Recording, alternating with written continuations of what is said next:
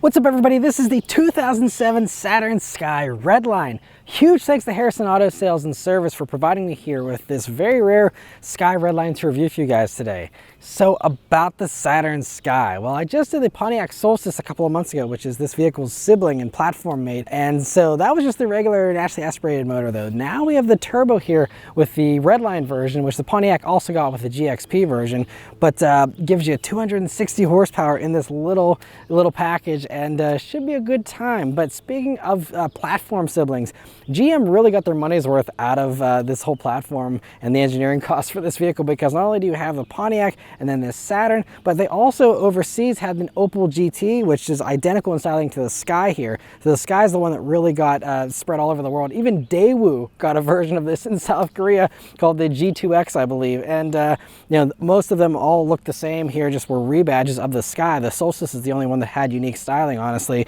But I think that even with this global styling for the Sky, it looks fantastic even to this day. It's a really crisp, sharp looking vehicle. I love the projector headlamps there. And here on the Redline version, you have some cool little brake cooling ducts there in the lower part of the front bumper there, the front mount intercooler for, again, the turbo engine.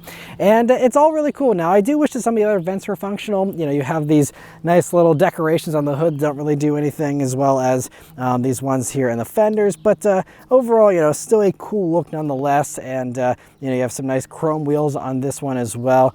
And then going down to the sides, I love the side profile of this thing, just how aggressive it looks. I love going out to the back there, you know, the speedster kind of look there with the little roll hoop kind of design, you know, tearing down from the headrest there. And then going out to the back, some nice tail lights there. You got the turbo badge on the right hand side, which is fun. And I don't know, I just always admired the way these looked. I thought they looked fantastic. And like I said with the Solstice, I think these vehicles, for the money, are very underrated. These vehicles are all very affordable these days. They seem to be pretty robust, pretty reliable, and really fun cars, as you will see. But let's check out the inside real quick. The interior of the Sky has all the same kind of quirks as the Solstice, which means, you know, it's a pretty small, tight interior, but it's actually really nice, especially here with the red line with the red leather inserts here. It's really cool. But as you can probably hear, everything's squeaky. I mean, we're talking about a mid-2000s GM vehicle here. I mean, I'd say that it has worn very well. I mean, this one only has about 46,000 miles on it. But we're talking about a 17-year-old car here, roughly, and everything still is pretty solid otherwise, aside from the little bit of squeaks. And but anyway, I mean, really soft, comfortable seats. I really love these seats, and same seats as you get in the Solstice as well. But, you know, have a decent amount of bolstering, and, you know, at least hold me in place, you know, decently well here, even though they are a little bit, you know, slippery here, being this smooth leather. But, you know, as far as the other, you know, quirks here of this vehicle, the biggest one is the lack of storage space, which, you know, in a vehicle like this isn't a big deal, but I mean, especially since you have basically a non-existent trunk with just a little sliver there behind the, you know, soft top whenever you have it folded down, you know, there's really no other spaces to put things outside of the passenger seat. So, you know, there's no pockets in the doors, there's nothing in the middle here, just nice hard plastic to rest your elbow on. And then, you know, otherwise, like, you do have a few cup holders. You have two here that strangely were deleted in later model years, but are retained here for this 2007 model, which is nice. But you also have one other one down here by the transmission tunnel, and then you also have this little center cubby here that does open up and gives you some good amount of space. So I'd say it's, you know, just a slight bit less than what you get in like a Miata or something like that. But, you know, the fact there's, again, no trunk space just makes this a little hard to live with if it is going to be, you know, a daily driver or something.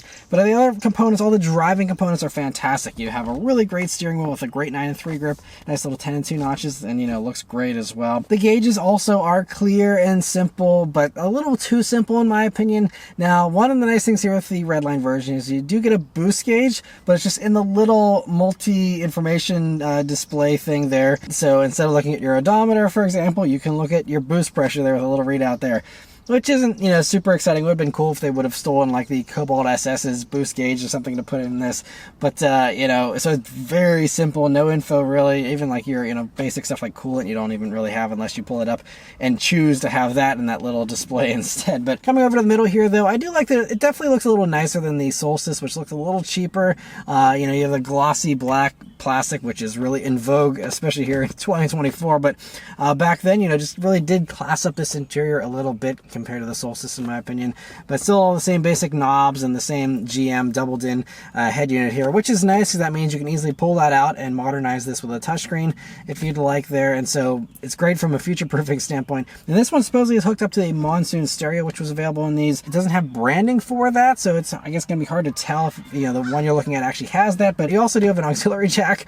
Remember those? So, you know, nice you have that there to, you know, listen to modern music if satellite radio or FM radio aren't your speed. You do also have a CD drive, amazingly, as well. Another little quirk I have to mention, though, is the transmission. I'll talk more about how it works later, but as far as just the appearance of it here, you know, having not only park, reverse, neutral drive, but also 4, which is kind of familiar if you're used to older automatics, but also an I and an L. So basically the L goes 1 to 2, the I is 1 to 3, and then the 4 goes, you know, 1 to 4, and then drive gives you all 5 gears in this automatic transmission. But kind of funny the way they set that up. But there's no way to manually shift this vehicle, really. There's no paddle shifters or anything. That was really in its infancy, you know, back in 2007, but, you know, no such ability here. So if you want to shift it on your own, you're going to want to go for the manual. These did come in a manual, but this one here has the automatic, which actually is slightly faster for its 0 to 60, believe it or not, even though most automatics back then actually were slower than their manual counterparts. But yeah, and so I mean, overall though, you know, still really cool interior, and again, the red especially really helps it to pop. But let's start up and go for a drive. Saturn Sky just has the regular GM key, you know, combo you had from back in the day, of course. You just slide it in the slot here, and it starts right up. Alright, so setting off here in the Saturn Sky Redline. So the first thing you notice is that the 5-speed auto is you know, your typical, like, fairly slushy automatics. The same one you got in the Cadillac CTS of the time. I believe it's called the 5E L40 or something around that for anyone who's a GM expert. But, you know, it's a, you know, 5-speed automatic, you know, with a torque converter. So it's not going to be quite as responsive as the manual. That's definitely going to be the way to go if you want to have the sportiest experience. But, you know, it's pretty responsive. The second you put your foot down, you know, it starts to go pretty well. I also really like the brakes, even though this vehicle, you know, again, is pretty old and dated. At least the brakes on this would have been serviced well, so they are, you know, nice and fresh and give you some good bite there. You know, I'd say about a quarter of the way into the brake pedal, so it's easy to be smooth with them. The brakes also, of course, are larger compared to the non-turbo cars, and that is, you know, something that is a much needed and very important upgrade. And otherwise, you know, so you do get a sport-tuned suspension, they say, here for the turbo cars. I'm just going to refer to them as that because, again, this includes the GXP Solstice because it was the same stuff, essentially, as far as the upgrades there. And so, you know, but so far, I mean, the ride is still really smooth and feels, to me, I mean, again, been a couple of months, but pretty close to the ride comfort of the regular Solstice. So I don't think you're, you know, really going for any kind of hardcore suspension here with these sportier versions. It's really about just that extra power mostly, and, you know, having a suspension that can keep up. But I mean, these already handled really well even without the turbo. And so, you know, I think that this extra power, you know, the suspension can certainly keep up with it. But, you know, don't be scared off if you see sport tuned and are worried that it's going to be rough. It's totally fine. Another thing that's standing out to me pretty early on here is the steering. The steering weight is actually pretty heavy, but of course it's hydraulic power steering here, so you actually have some feel to it, and it's not just heavy for the sake of being heavy. It really feels, you know, hefty. I mean, it doesn't take a ton of muscle, but just feels pretty good. And it's interesting though with the boosting, because it feels like as you get off center, it really ramps up the steering angle, you know, pretty quickly, and it makes this vehicle feel pretty eager again once you're off center to you know, really dive in. And a vehicle like this, you're not going to have any visibility concerns, but just for anyone who's curious, you know, you do have a little bit of a thicker A-pillar than you get on an average car, or it's, I'd say, you know, almost 2/3 larger than what you get on like a Miata or something. But, you know, very easy to see around this still. But the side mirrors are really like comically small, just kind of a cool little thing. I mean, they're still fine to see out of, but tiny little side mirrors there. View out of the back is pretty good as well, although with this one having that Saturn badge there on that rear and between the seats there, you always see a reflection of that here in the rearview mirror, so you're always reminded you're driving a Saturn, which is fun, especially these days since Saturn is now defunct. But, you know, it's also awesome, I have to mention, just that Saturn had a sports car, and the fact that, you know, of all the brands to pick from, I mean, Pontiac got something, but instead of making a Chevy version or something, they gave the sporty thing to Saturn. I love it, but just, you know, wacky, you know, early 2000s, you know, GM decisions there. But I'm still happy it exists, but it's just kind of a funny thing. But anyway, we're going to turn down onto this back road here, and let's see how it accelerates. And here we go. There we go. go. Wow, then it... Okay, it pulls nicely. It just took it a second to downshift and give you that response, but then, I mean, it's punchy, and there's a blow-off sound too, a little bit of wastegate flutter. I'm sure in the manual you hear that a lot more, and the automatic here just immediately like upshifts the second you take your foot off the gas there, basically. But yeah, I like the turbo sound. I'm sure with the aftermarket maybe you can hear that, but I like that. I love turbo sounds. If you're driving a turbocharged vehicle, you want to have it sound like it's turbocharged. I love that they kind of played that up a little bit there. There's not really a ton of exhaust notes to speak of. You do get dual exhaust here in the turbo versions of these, but I mean, you hear some humming, but I think these can certainly benefit from an aftermarket exhaust, because I'm sure these can sound a lot cooler than they do. And I remember Cobalt SS's and stuff sounding a lot cooler as well. So, which this, by the way, shares that turbo motor. But as far as the motor goes, it's a 2-liter EcoTech turbo 4-cylinder. It does 260 horsepower, 260 pound-feet of torque as well. 0 to 60 for these was about 5.2 seconds back in the day.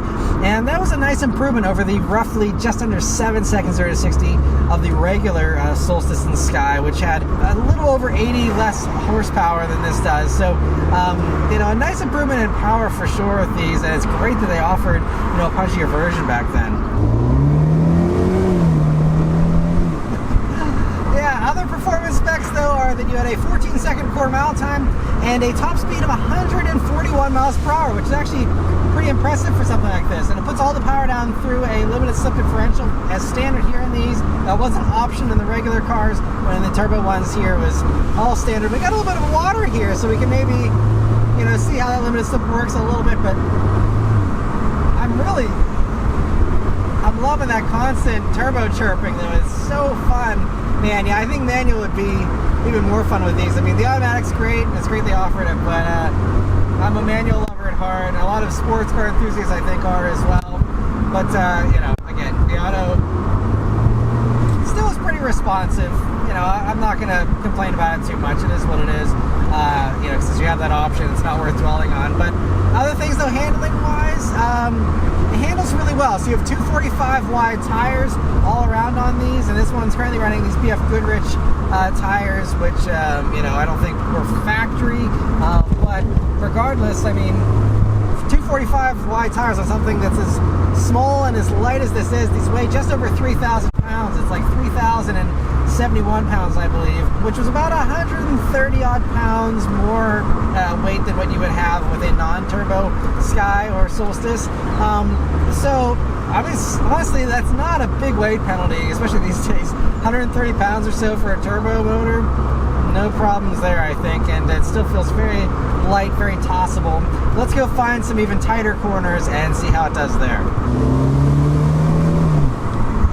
Alright, so coming up to a tight corner, let's see how the Sky Redline handles it. Okay, so it handles it fine. The only thing is, just throttle application coming out of a corner. Again, this torque converter just immediately wants to, go slushy on you whenever you're trying to power out of a corner, and you can't really hold it in any gear. So, it's fine for cruising around, but, if you want to have a serious back roads kind of, tool, I'd say the manual is definitely going to be basically the only way to go, to be honest. But this is still fine for, as long as you're not trying to extract the most out of the car.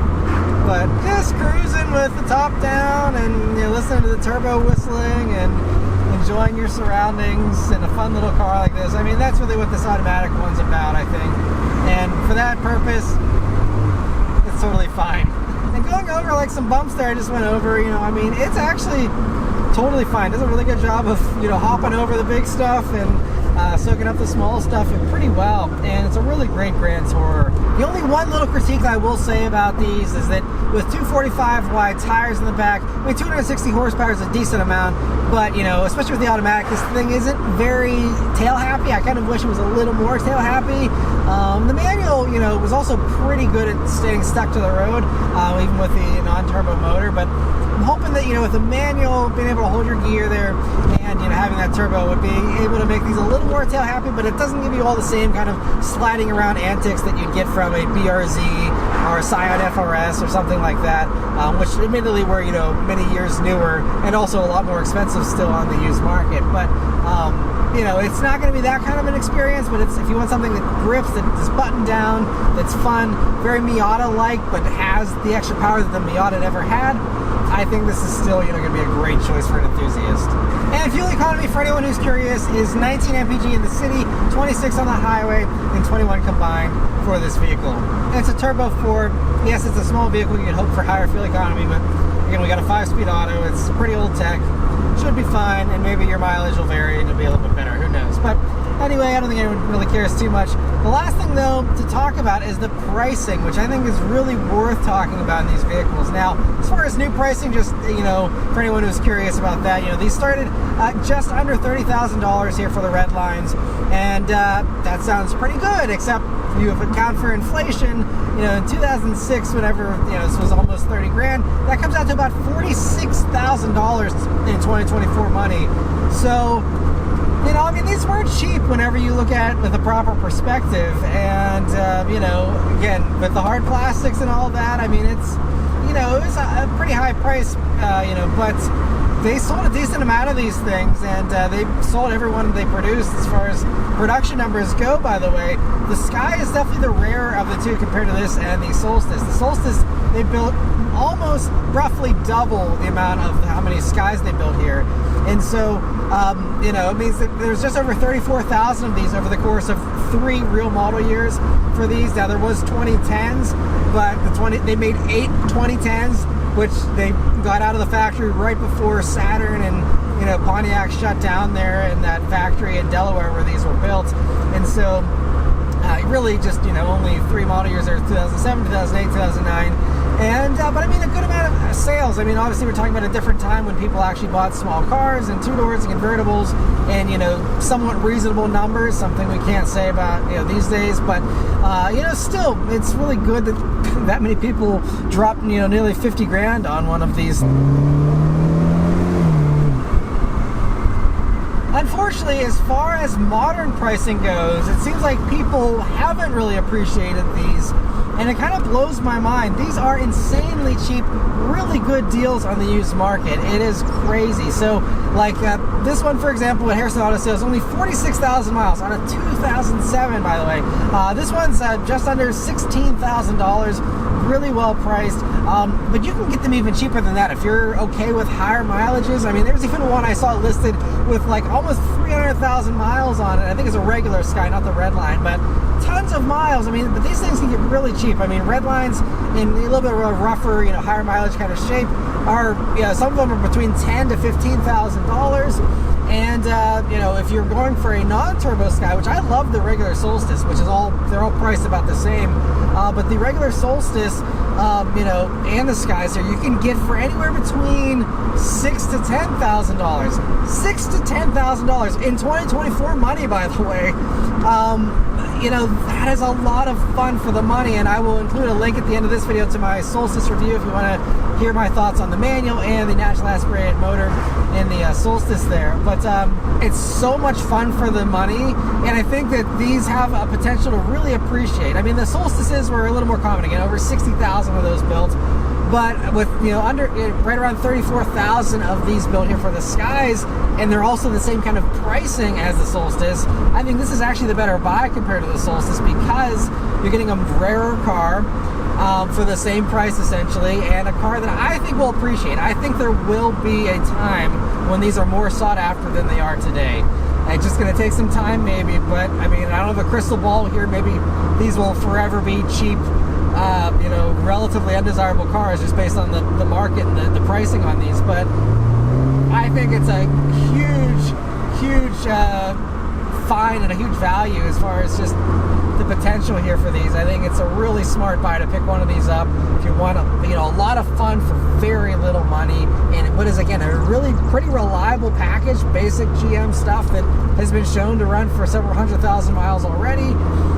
You know, the turbo ones here might have a little more complications to them, but I mean, I've seen, you know, a lot of high mileage ones listed as well with the turbo, and you know, it's again a known quantity. It's a motor that's been around for a while. Should be plenty of parts, plenty of support. Lots of aftermarket support as well if you're in the mod scene and you're looking to soup one of these up. You know, there's that whole component as well, because again, it shares a lot with this motor, with the Cobalt SS. I believe it's basically the same motor, and so I just feel like these have a lot going for them, and I think they look great, they still stand out on the road, they still get admirers. I don't understand the disconnect between pricing and what this car is. It really blows my mind, but if you're open to one of these, especially again with a manual and with a turbo, I feel like that's going to really be the most fun combo and the way to go for these. But you know, if you can get a good deal on one of these, or even you're happy with just having a nice, cool cruiser like this one is, a lot of car in these times we're living in, where you know you can't get a compact sedan, you know, for a mainstream car company for under 30 grand half the time these days.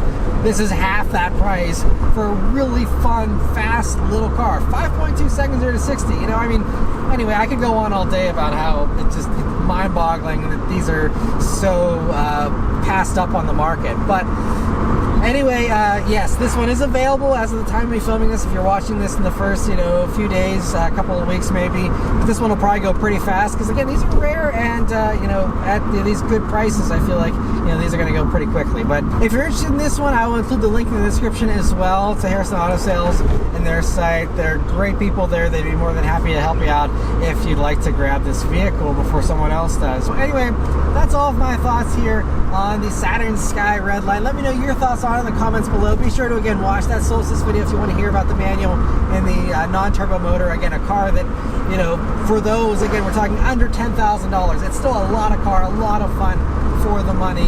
Definitely worth checking out. So check out that video. But thank you all very much for watching. Please leave a like and subscribe to keep these videos coming, and I'll see you guys in the next one. Take care.